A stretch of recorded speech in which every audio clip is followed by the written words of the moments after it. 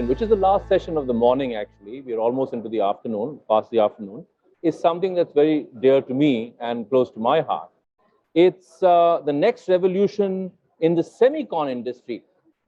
This gentleman says that he's obsessed with semiconductors. And guess what? I think in India, everybody is obsessed with the semiconductor crisis, and we were, as Electra EV, hugely impacted by it. Yeah. So I'm very keen to hear a young leader, Hareesh Chandrasekar, co-founder and COO of AGNIT Semicon. He's going to speak about, from his heart, I'm sure he's passionate about it, the next revolution coming up in the semiconductor industry. Looking forward to it personally. Yeah, thank you. Okay, so it's a pleasure to be here at the NASSCOM Design and Engineering Summit. My name is Hareesh Chandrasekar, and I'm the co-founder and CEO of AGNIT Semiconductors. AGNIT works on gallium nitride-based semiconductor technology, and I'm here to tell you why that's important. Okay, so before we begin though, standard disclaimers apply. All views are my own and not endorsed by NASSCOM. So let's get into it, right? So like most things, and indeed all things these days, I thought we'll start with a meme, right? I'm sure you've all seen some version of this. So where we go from being monkeys obsessed with bananas to maybe slightly more evolved monkeys obsessed with cell phones, right? So, but if you actually take a look at our history of using cell phones, over the history of cell phones, so this is probably a more accurate characterization, right? So we've always been tethered to two networks at the end of the day, right? One of which is the wireless network, which is what makes your cell phone usable and indeed pleasurable. And the other is the not so pleasurable activity of charging up your device, right? And this is how we've spent most of the history of cell phones using cell phones. So this is also, increasingly the opportunity. So as we move into more and more smarter devices, whether it's smarter mobile phones, laptops, electric vehicles, toasters, ovens, they're all being connected to each other, which means that there is a pressing need to solve for having a more robust network over which they can communicate, and to also deliver power efficiently to these devices. So these are the two major networks that we'll try to address. And we'll see how gallium nitride is making an impact in this sort of a technology space. So let's actually break down the opportunity here. So if you take a look at what's gone on in terms of wireless networks over the last 20 years, right? So we've gone from 2G to 3G to 4G. And in terms of just consumer electronics charging, right? So we've gone from the bad old days of 2.5 watt chargers where you would leave your cell phone plugged in all day to charge it, to a 5 watt charger where you would leave it plugged in overnight to charge it. And the important thing to note is that all of these applications have actually been enabled by silicon electronics, by which I mean silicon has been the semiconductor of choice, and silicon components have almost exclusively powered all of these applications. But over the next 15 to 20 years, we're going to see this massive shift in terms of wireless communication networks moving to 5G, whether it's 5G base stations or 5G small cells, all of which is going to provide uninterrupted coverage wherever you go, not just for cell phones and laptops, but also for vehicles, IoT devices, right? And in terms of the charging technologies, we already have fast charging now, and we're also going to move towards wireless charging. So hopefully this will also untether us somewhat from the need for keep our devices plugged in at all times, right? And what both of these applications actually need is actually a step change in the way that the systems are being designed for all of these applications. And the other important thing, and the reason that systems are being redesigned, is because key semiconductor components are not based on silicon anymore in all of these applications. They're based on the new semiconductor material called gallium nitride. And gallium nitride is also called GaN for short. In fact, if you have a fast charger for your cell phone at home, which most of you probably do, you have a consumer product already with a GaN chip in it, right? And this is the opportunity that we are trying to address. So, if you just take a step back and just broaden the base of this technology. So at the end of the day, gallium nitride makes for a very, very efficient power amplifier in the wireless space. So anytime you have to transmit a wireless signal and you want to take a small signal and amplify it, which is what a cell phone tower does, right? So gallium nitride is turning out to be the de facto material of choice, right? But due to its superior material properties. So this is the prototypical example that we've just discussed, right? So if you've taken a look at these, all your cell phone towers, you see these antennas, and behind the antennas you'll have these small boxes, which is the actually remote radio. And that's the radio that provides these amplified signals, and they're all gallium nitride from 5G onwards. If you take a look at radars, so radars for weather, radars for air traffic control, radars for surveillance, radars for drone detection. So all of these are moving towards gallium nitride technology as well. And if you again consider satellite communication, so if you're going to beam Wi-Fi from satellites to every corner of the globe, then essentially you need a transmission signal which is extremely powerful to actually reach those receiving stations on our devices. And this is again a particular use case for gallium nitride-based semiconductor technology. So if you then take a look at the other piece of this, which is the power conversion piece of this, so we've already discussed the fast charging sort of applications, right? So which is mainly for consumer devices.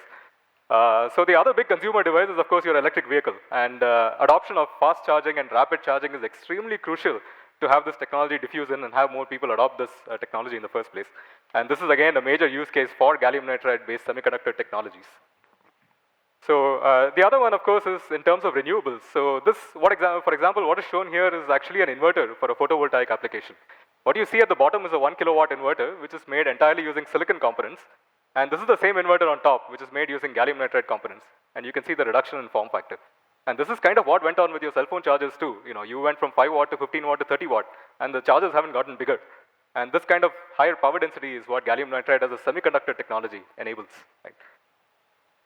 So, yeah, why now? So let's talk about the product imperative. I think it was also touched upon in one of the earlier fireside chats.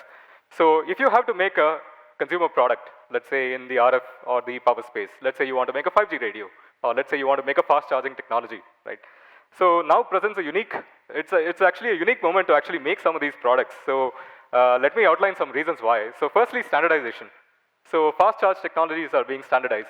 EV charging technologies are being standardized as we speak. 5G radios are being standardized as we speak. So this is an opportunity for people to actually, make technologies which conform to certain pre-existing standards which are being laid out now.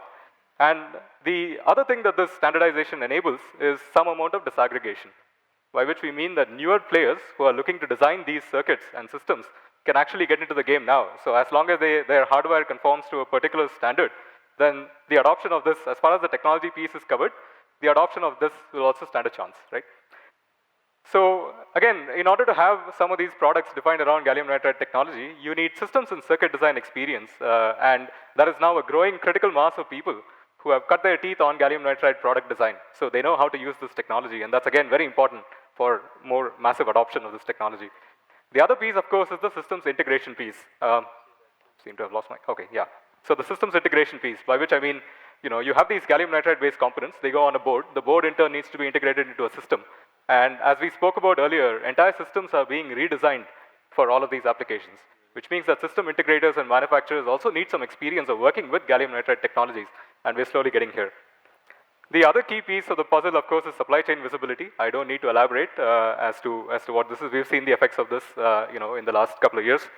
But I'll touch upon one particular piece of the supply chain visibility. The key technologies are, of course, the semiconductor technologies. Access to semiconductors has been a major problem in the past. And this is doubly so for newer technologies, such as gallium nitride. Right? So, and this is the piece of the puzzle that we aim to solve at AGNIT. And so how are we going to do that? So what does it take to make a robust manufacturable gallium nitride semiconductor technology? So there are mainly three pieces of the puzzle that I'll lay out here. So firstly, you have to make the material itself. Gallium nitride is not naturally occurring. I mean, we always hear that silicon is very abundant because you refine sand. But you can't refine for gallium nitride. You need to produce it using chemical means. And this is actually a very hard material science problem. Making gallium nitride is a very hard material science problem. The other piece of the puzzle is, okay, you take this particular gallium nitride wafer, and then you have to run it through many, many semiconductor fabrication steps in order to get something like this. So each of these gray squares that you see here is actually one working transistor for a particular application. And this is where most of the secret sauce is. This is the manufacturable semiconductor technology. Okay. And the third piece of the puzzle is, let's say you want to make radio frequency devices or power devices, right? So each of them come with their own design element added to it. And you need good control over all of these three parts, all of these three verticals in order to make a good high performance manufacturable gallium nitride technology. And this is what we do at AGNIT Semiconductors. So where do we come from? So our technology actually comes from over 15 years of research at IISc. We are currently also incubated at IISc. Our founding team has more than 100 years of experience in GaN, and this is extensively published and patented. That's how we have this particular technology in this up and coming semiconductor space. Then there's a question of, okay, that's a technology piece. So what about the manufacturing piece? Which is what I've been driving at. So this is where the Ministry of Electronics and Information Technology has recently announced that there's going to be a fab, a gallium nitride fab, if you will, a pilot production fab that's coming up at IISc. And this will enable us to scale up our manufacturing technology and offer volume visibility to customers who want to design into some of these applications. right? And this will be up in the next 18 to 24 months, right? So this is where we are, and I'll stop here and take any questions that you may have. Yeah, any of you? Maybe we'll start with you. Yeah. No, I really compliment you for coming out with some, path-breaking technology in this. So my question is, how do you foresee the supply chain and, really taking the industrialization of this technology forward? Do you have any plans? Yeah, so we plan to, so let me just go back here. So this facility is a gallium nitride ecosystem enabling center and incubator. It is a pilot production facility for gallium nitride as a semiconductor. So we can make reasonable amount of volumes for gallium nitride here. And of course, this also makes the case for a larger gallium nitride based fab to be set up in the country. That's of course a bit outside my ken because again, as you know, most of these fab incentives need a lot of government support and the right policy framework for all of this to happen. And we are getting there. Now we see India Semiconductor Mission happening, and there's also an incentive announced for compound semiconductor fabs. So where we are is in terms of the technology piece, it's not enough to just set up a fab. We'd also like the technology in the fab to be Indian at the end of the day. So that's what we are driving towards, right? So I can comment on that piece. So as far as the manufacturing scale-up goes, this is good for the time being, but we need more. No doubt about it. We need a facility with probably like 10 to 100 times this capacity because this is a rapidly expanding market, right? But once we prove it, I think that we'll see more traction. So you mentioned that GaN, to generate GaN is a chemical process, right? So how eco-friendly or otherwise it is, and do you see that as a risk in adoption of this GaN technology going forward? Yeah, it's a great question. So most semiconductor manufacturing processes these days have become a bit more eco-friendly, let's put it that way. At the end of the day, you have to run through many, many processes which require energy as the main input, and you need clean water, most of which is recycled. And then of course you have the feedstock, which is the raw chemicals that you use. And in this case, for example, ammonia is the source for nitrogen in the gallium nitride, which is abundantly available or refined, and it's used in fertilizers, etc., right? So you need to purify it and make it semiconductor grade. The other piece is gallium, and gallium is actually mined as a byproduct of mining for aluminum, so which is also done. So the question is, can you get semiconductor grade purity of these components, and then when you combine them, can you do that in a much more energy efficient fashion? That's what you're asking. Right. So typically these things require the use of furnaces and high temperatures, right? And the question is, how do you power those furnaces at the end of the day? So if we can solve the input power problem, so to speak, this is an offshoot of solving for that problem. There is no doubt that semiconductor manufacturing is energy intensive. So, and it's going to continue to remain so whether you're on silicon or on gallium nitride. So that part of the puzzle is not going to change. The question is, how do you change the input source of the energy itself? Right? Yep, thank you. Thank you. Well, on that note, we'll have to bring this session to a close. Please give him a very big round of applause, Hareesh. That was a shining example of true innovation. And what India in its electrification journey needs the most is fast charging technology. And, Supriya, I wanted to jump up and go and shake his hand and ask him all the relevant questions, but I'll hold that horse for the time being.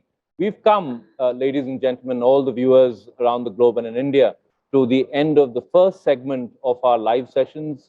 And we are very happy to have concluded that. Thank you so much. Thank you, Samir. That was fabulous. With that, we'd like to wrap up. We enjoyed it. We hope you did as well. We enjoyed it as much as the people in the audience and all of you. So thank you for watching.